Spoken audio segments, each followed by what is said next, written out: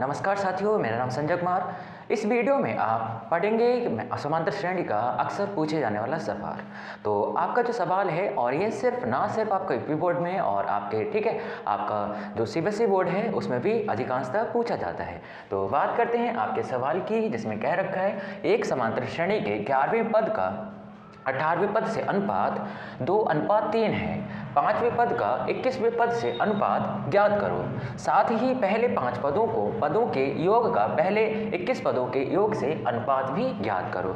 तो बात करते हैं, जैसे कि आपको अगर कोई भी पूछे आपसे कि 10वां पद बताओ समांतर श्रेणी का, तो आप तुरंत ही 10वें पद के लिए लिखते हो A10 और यहाँ पर आप क्या करना है, आपको 9D लिख देना है। कोई पूछे आपसे किसी समांतर श्रेणी का 11वां पद बताओ, तो आपको लिखना है A+ और यहाँ पर लिख देना 10D। मतलब आपको ये बताना चाह रहे हैं कि यहाँ पर जितने भी पद पूछे हैं उसमें से एक घटा के आपको D के साथ लिख देना है। जैसे कि अगर ऐसे ही पूछे आपसे 12वां पद, तो आप लिख सकते हैं A+11D। ठीक है, ये चीज़ आपको बहुत ध्यान रखनी है। इस सवाल में अक्सर करते हैं आपके आगे की सॉल्यूशन की। तो जैसा कि आप जानते हैं कि 10वें पद को 9वें पद को जो भी आपसे पूछा जाए, आपको उतना जो भी 9वां पूछा है तो 9 में से 1 घटा के 8D बोल देना है। 10वां पूछा है तो 10 में से 1 घटा के 9D बोल देना है, लिखना A+, ठीक है, जो भी आपसे बोला हो। तो देखिएगा, इस सवाल को हम करते हैं बहुत ही आसानी तरीके से। बोला है 11वें पद का, तो आपको पता है 11वें पद का मतलब है, आप मान लीजिए कि आपने 11वें पद को T11 मान लिया, या आपके किताब में अगर A11 दे रखा है तो आप A11 मान लीजिए, उससे कोई समस्या वाली बात नहीं है। तो आपको पता है A11 का मतलब है A+10D। पता चल गया आपको कैसे लिखते हैं। ऐसे ही बोला है 18वें पद, तो 18वें पद को आप T18 लिख सकते हो और इक्वल टू, ठीक है, इसी का लिख सकते हो A+17D। ये आपने देखा, आपको दे रखा है कि इन पदों का अनुपात, मतलब आपको दे रखा है कि T11 बट्टा T18 बराबर 2/3, यानी आप इसकी वैल्यू इसमें से देख के रख सकते हैं। आप लिख सकते हैं यहाँ पर A+10D बट्टा A+17D यानी 17D। तो आप यहाँ पर लिखेंगे 2/3 यानी 2/3। अब आप इनको सॉल्व करेंगे, इसकी से इंटू करेंगे, इसकी से इंटू करेंगे। तो आप जब इसकी से इंटू करेंगे तो आप देखेंगे 3 की जब A से इंटू होगी तो आप देखेंगे 3A आ जाएगा। 3 की जब 10 से इंटू होगी तो 3 धाम 30 होता है, यानी 3 10 30 होता है। तो इसी तरह से अब आपको क्रॉस मल्टीप्लाई करना है, ये ध्यान रखना है। ऐसे इसकी अब इससे इंटू करोगे तो 2 की A से इंटू करेंगे तो 2A हो जाएगा, और 2 की 17 से इंटू करेंगे तो 17 दूनी होता है 34। तो आप यानी बोल सकते हैं 34।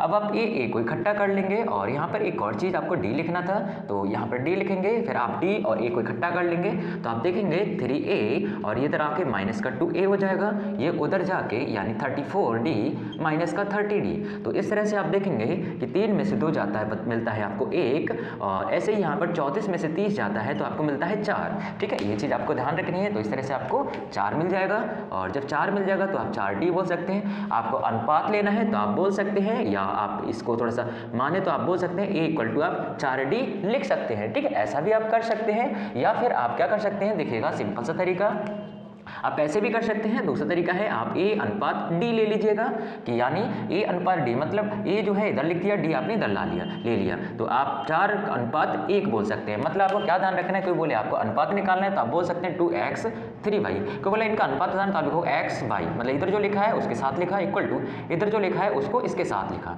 दूसरा देखिएगा, ऐसी किसी को आपको बताना हो कि 5y, तो आप लिखोगे x/y, इधर 5:2। ठीक है, ये चीज़ आपको ध्यान रखनी है। बहुत सिंपल से तरीकों से आप इसका अनुपात निकाल सकते हैं। तो देखिएगा, आपने देखा A/D बराबर 4 और अनुपात A। इस तरह से आप कह सकते हैं कि A की वैल्यू 4 है और D की वैल्यू 1 है। अब देखिएगा, आपसे जो पूछा है आप उसको सॉल्व करेंगे। आपसे क्या पूछा है, आपसे पूछा है, देखिएगा आपसे पूछा है कि 5वें पद का 21वें पद से, तो आप 5वें पद को क्या लिखते हैं T5 और 21वें पद को लिखते हैं आप T21। अनुपात निकालना है तो यानी क्वेश्चन मार्क। आपको पता है आप T5 को क्या लिख सकते हैं, T5 को आप लिख सकते हैं A+4D। ऐसे ही T21 को क्या लिख सकते हैं आप A+20D। ठीक है, अब इनको सॉल्व कर लेंगे तो देखिएगा आप A की वैल्यू आपकी कितनी है 4, तो यहाँ आप 4 लिख देना, और फिर 4 × D का मतलब कितना लिख दोगे आप 1, इसमें से वैल्यू देख लेनी है आपको। ठीक है, और ऐसे ही ही आप फिर यहाँ पर 4 लिखोगे और फिर आप 20 इंटू 1, क्योंकि डी की वैल्यू 1 और ए की वैल्यू 4 रखनी है आपको। फिर आप सॉल्व करेंगे 4 + 4 एकम 4 यानी 4 + 20 एकम 20। ओवरऑल आप देखेंगे 4 4 कितना होता है आपका 8 होता है, यह आपको ध्यान रखना है। तो 4 4 आपका होता है 8, तो 8 वटा तो यहाँ पर कितना होगा 24 यानी 8 वटा 24 का मतलब है 1/3। तो इस तरह से आपने देखा कि जो 5वें पद का अनुपात होगा वो 21वें पद से आपका 1/3 होगा। ठीक है, इसी तरह से आपसे आगे बोला है साथ ही साथ आपको 5 पदों के योग का पहले 21 पदों के योग से अनुपात भी बताना है। तो सिंपल है आपको, ठीक है, पहले आप इतना सा नोट देखिएगा, हमें आगे योग निकालना है। पूछा था आपसे कि बताना है 5 पदों के योग का पहले 21 पदों के योग से अनुपात बताना है। तो योग में आपको पता है पद पूछे तो आप टी से यानी ए से लिखते हो, और आपसे पूछा जाए उसका, ठीक है, आपसे अगर पूछा जाए कि उसका योग क्या है तो आप एस से डिनोट करते हो यानी सम। ठीक है, ये आपको ध्यान रखना है। तो आपसे बोला है 5 पदों का योग, यानी 5 पदों का योग का मतलब है आपको लिखना है S5। क्या लिखना है आपको एश, और यहाँ पर बेसिक में आपको यानी बेस में 5 लिख देना है। ऐसे ही आपको 21 पदों का योग यानी S21। आपको सेम वही ध्यान रखना है, आपको पता होना चाहिए कि जो एश एन का फॉर्मूला होता है, ये किसी को पता है तो ज़रूर कमेंट में लिखिएगा, नहीं पता है तो नोट करिएगा।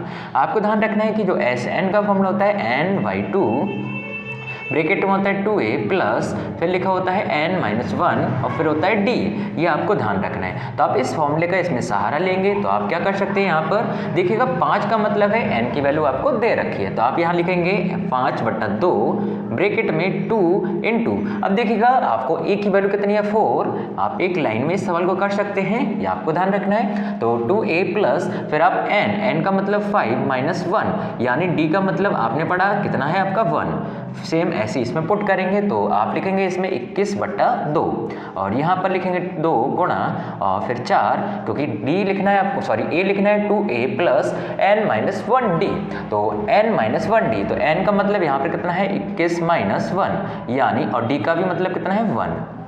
अब आप इन्हें सॉल्व कर लेंगे, ठीक है। तो जब आप इन्हें सॉल्व करेंगे तो आप देखेंगे इसका जो आंसर है 5.2 और 2 चौक 8 होता है और 5 में से एक जाएगा कितना मिलेगा 4 और 4 के इंटू करेंगे 1 से तो कितना आएगा 4, और ऐसे ही आप यहाँ पर करेंगे 21/2, फिर यहाँ पर 2 चौक 8 हो जाएगा, 21 में से एक जाएगा 20, 20 से कम 20, ये आपको ध्यान रखना है और फिर इन्हें सॉल्व कर लेना है, ठीक है। तो आप जब सॉल्व करेंगे तो आप देखेंगे 5/2 और यहाँ 8 4 कितना हो जाएगा 12, और ऐसे ही आप यहाँ पर कुछ करेंगे तो 21/2 और फिर 8 20 कितना हो जाएगा 28। अब आप इन्हें कट करना जानते हैं तो कट कर सकते हैं, तो इसे कट करेंगे तो यहाँ से मिलेगा 14 या इसे कट करेंगे तो यहाँ से मिलेगा 6, ठीक है, यानी 6। तो इसी तरह से आप इसको सॉल्व कर सकते हैं। तो 6 पंजे होता है 30 और यहाँ पर देखो 21 की गुणा करनी है 14 से, तो 14 एकम होता है 14, आठ लगा 1, 14 दूनी 28, 28 और 1 होता है आपका 29। तो इस तरह से आपने इसका आंसर निकाले 30/294।